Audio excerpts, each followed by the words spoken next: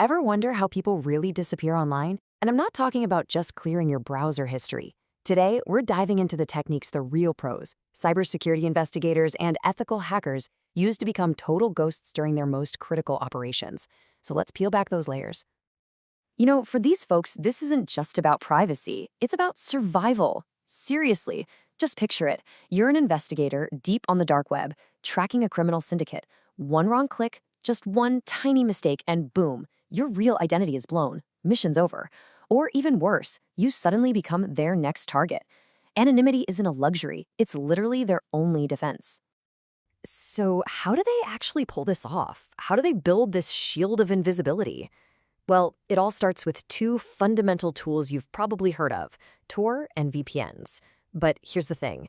The real secret isn't just using them, it's all about how they're layered together in very specific ways. Let's break down what each one actually does.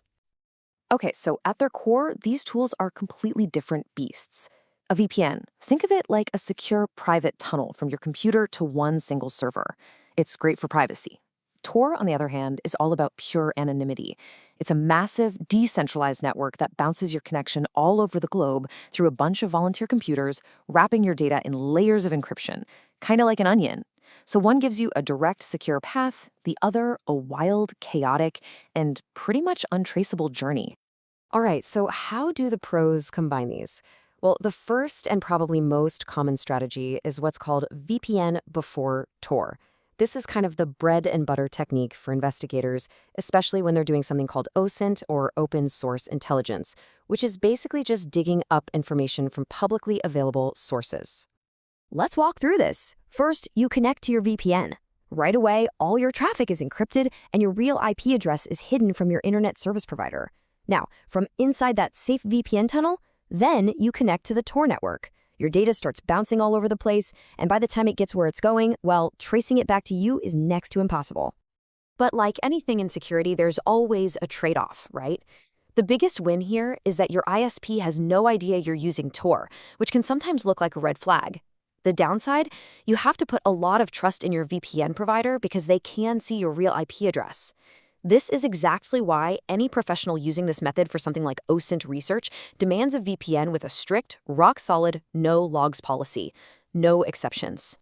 Okay, but what if your biggest concern isn't your ISP?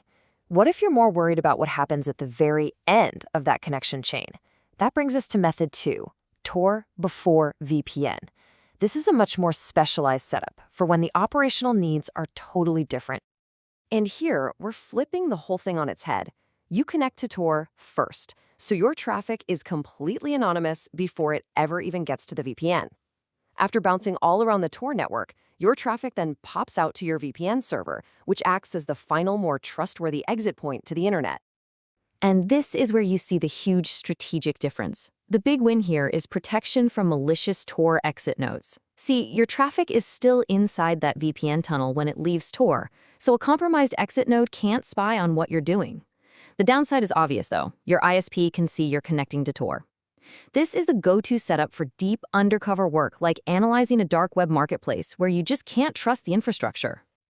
But for the really, really sensitive operations, even these methods aren't enough. The elite cybercrime units and threat analysts, they take things to a whole other level. Let's look at the kind of setup they use when getting caught is simply not an option. First off, they add redundancy. Lots of it. Instead of just one VPN, they'll use a multi-hop or double VPN setup, chaining their connection through multiple servers in different countries before they even touch TOR. If one VPN is compromised, there's still another layer protecting their real identity. Next, they lock down the machine itself. They're not doing this on a standard Windows or Mac computer, no way. They use a purpose-built operating system like Whonix. It's designed from the ground up to force all network connections through TOR, which virtually eliminates the risk of some random app accidentally leaking your real IP address. And for the highest stakes missions, the air-gapped system. This is a completely separate burner laptop that has never ever touched their personal or work networks. It'll often run a live OS like Tails, which boots from a USB stick and is designed to leave zero trace on the machine after you shut it down. And when the investigation is over, the entire computer might even be physically destroyed. That's the level we're talking about. And look, this isn't just some theory. These are the exact kinds of setups that law enforcement used to take down dark web markets like the Silk Road. It's what cybersecurity firms use to monitor ransomware gangs on their own turf, and what red teams, the ethical hackers hired to test a company's defenses, use to simulate sophisticated attacks without revealing their hand. So we've covered some incredibly powerful technology, but now we come to the most important and most vulnerable part of any security chain. And it's not the software or the hardware, it's the person using it all. You can have the most advanced, multi-layered, air-gapped setup in the world, but it can all be defeated by one single careless mistake. Because at the end of the day, the biggest vulnerability is always the human behind the screen. This is why the practice of good operational security, or OPSEC, trumps everything else.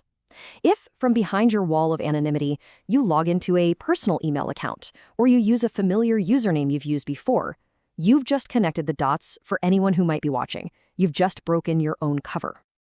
And that leaves us with the final thought. These tools can provide a powerful cloak of invisibility, but true anonymity, that's a discipline.